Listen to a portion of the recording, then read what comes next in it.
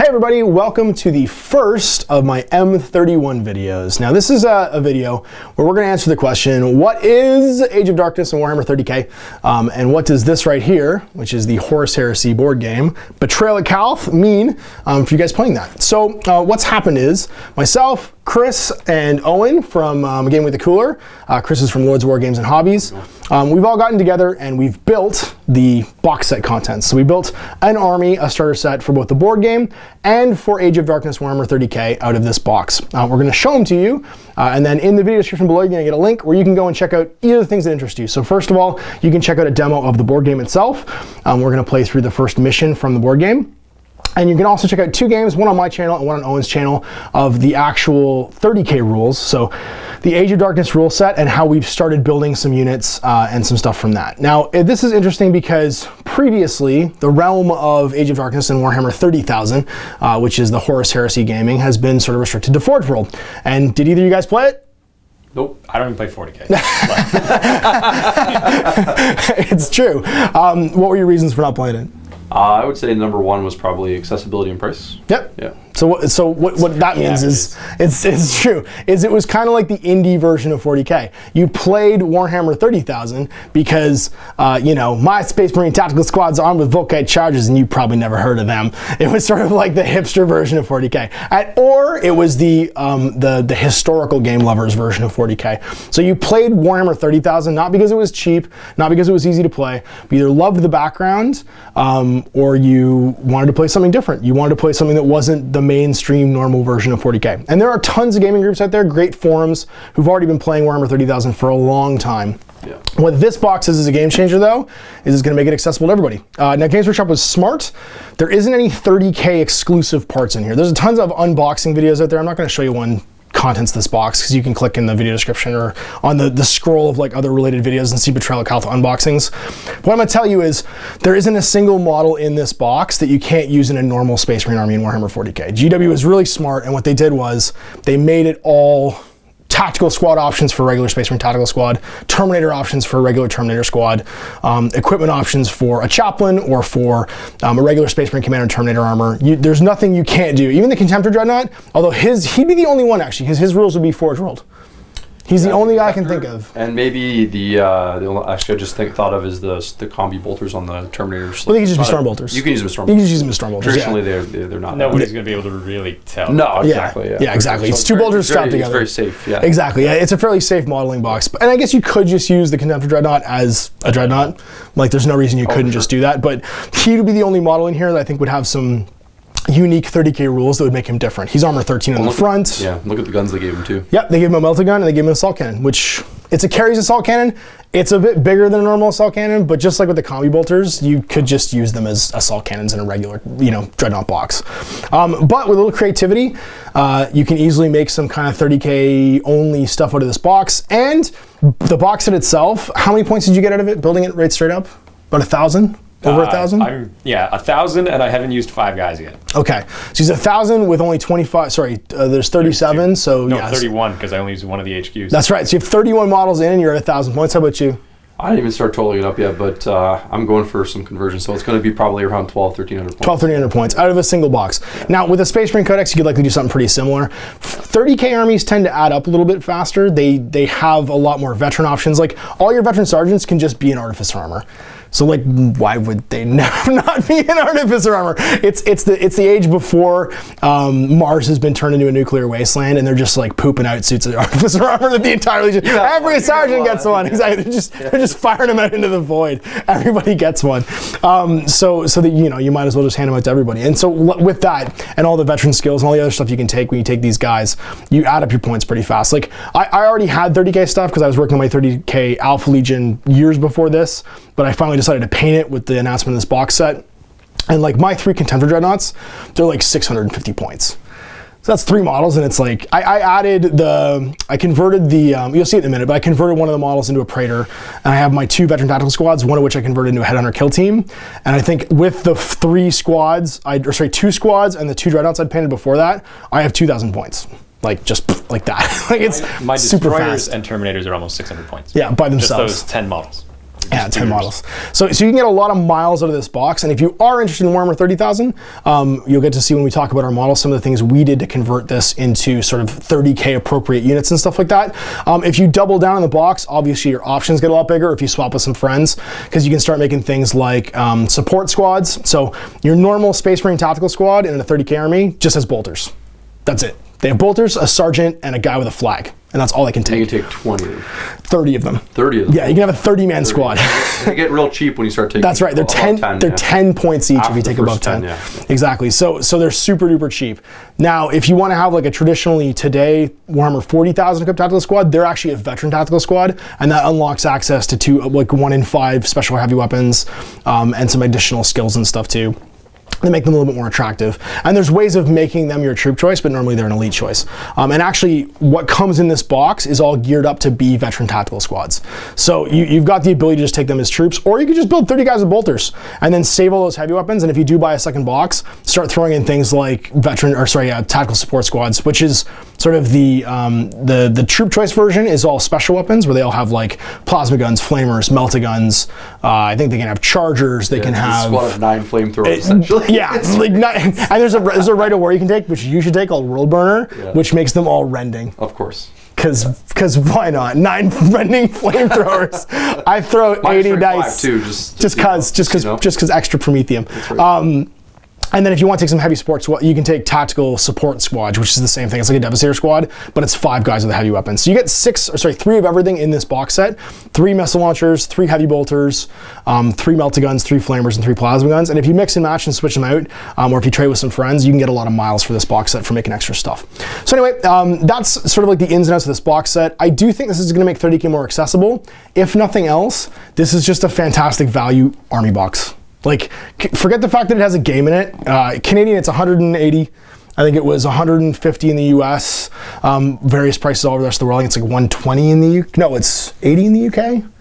I can't remember. Can't remember what it is in the UK because I don't live there. But it's because I don't care. It's because I don't live there. I don't look at that number. But it's a fantastic value. If you compare it to Forge World models, like where it's $100 Canadian per 10 guys, you're looking at a crazy value. Just look at the Terminators and the Contemptor. Yeah, exactly. What into the conversion? It's about 750 Canadian. Yeah, $600 or $700 Canadian for that stuff in Forge World. Unreal. Yeah. And just as like a 40K army in one box, you get a bonus board game with it too, which is super duper cool. So let's take a look at what we made. You guys can see the models that we did. The guys are gonna go through their conversions and sort of the models that they've customized or that they've changed up for 30K reasons, and explain sort of like what those reasons are. And then when you click the link below, we'll wrap this up and you can check out some games.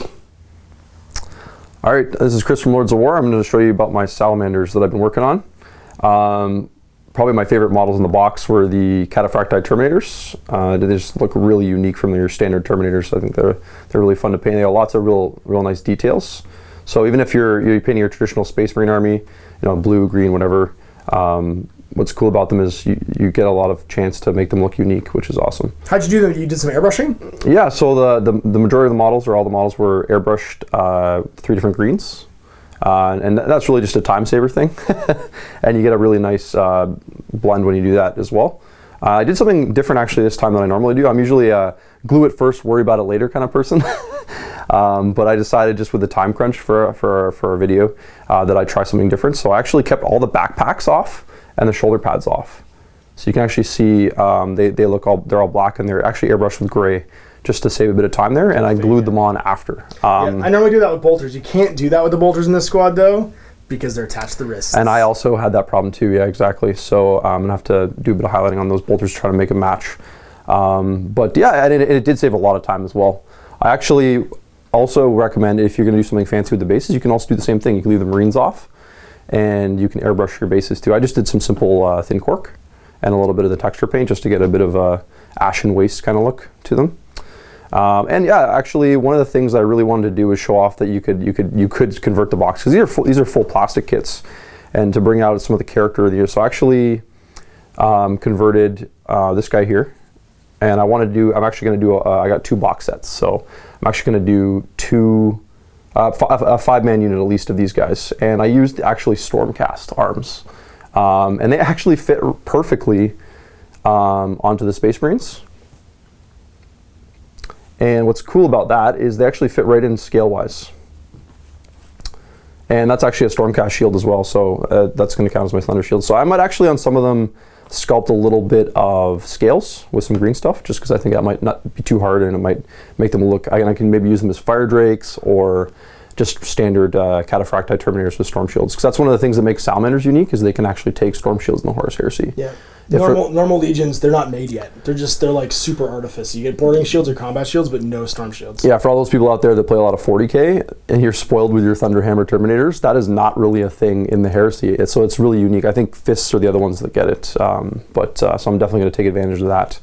Another little small conversion I did was on my character, my Praetor with Terminator armor. I just swapped his head out.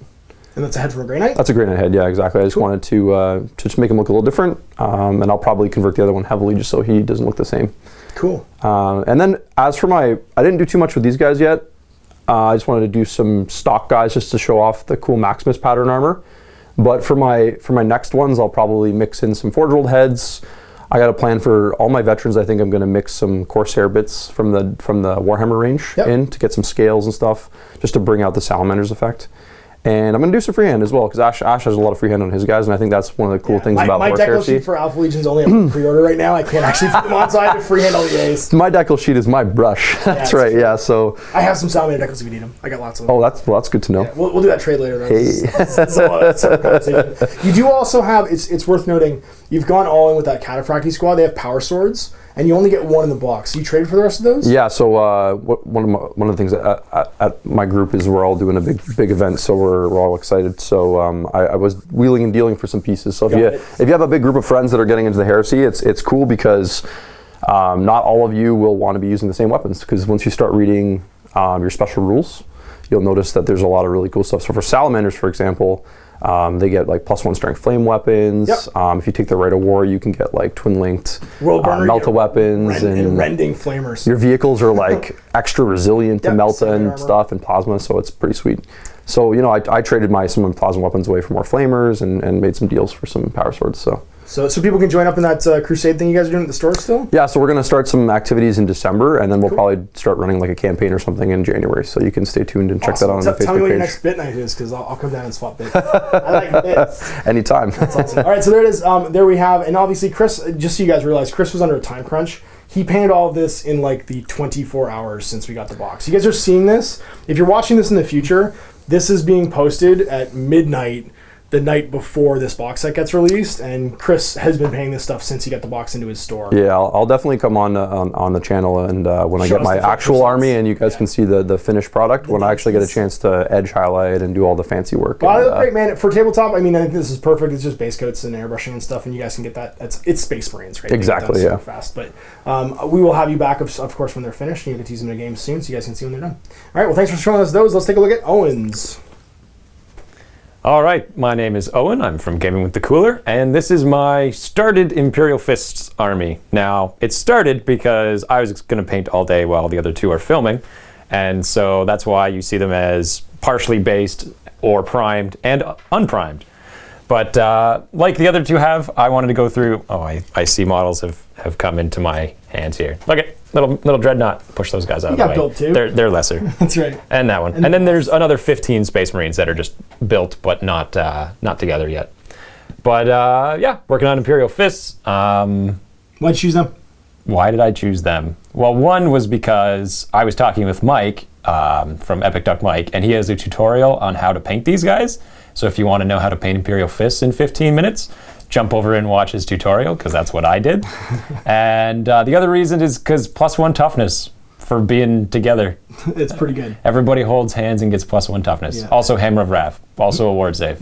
I mean, invuln save. That's right. They have some really cool breaching stuff. We're going to do a bunch of spaceship games too, so they're a good choice, I think, for that.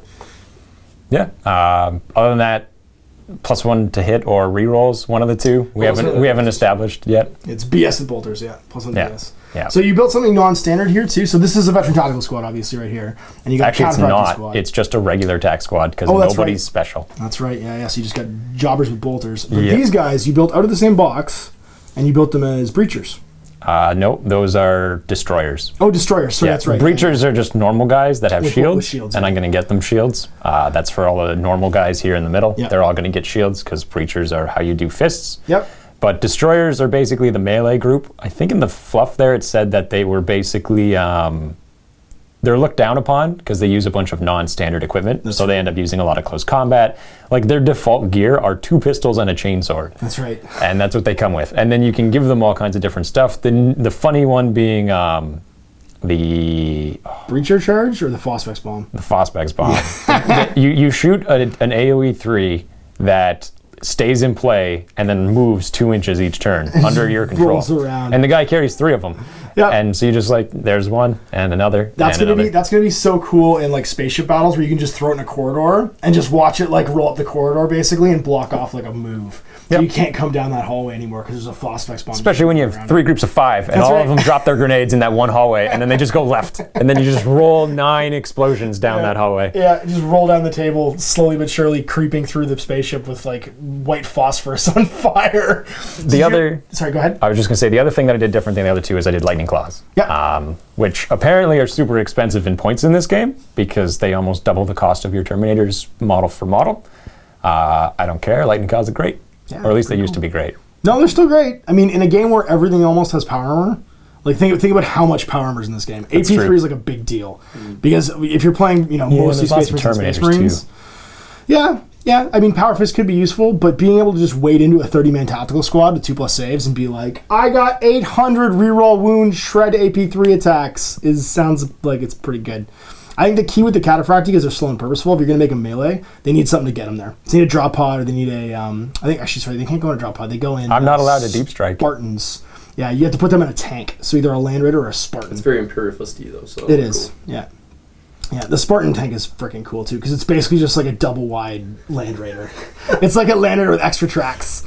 It's super huge, and it carries 10 Terminators instead of 5. It carries 20 guys. Yeah, it's bananas. Anything else you did different? You got some, because you used the extra bits here to make the Flamer and the 2 Power Fists. And there's another Power Fist creeping around. I think there was even another... No, there's 2 other Power Fists. That's right, yep. That's right, because I was going to make an entire squad of double Power Fist guys.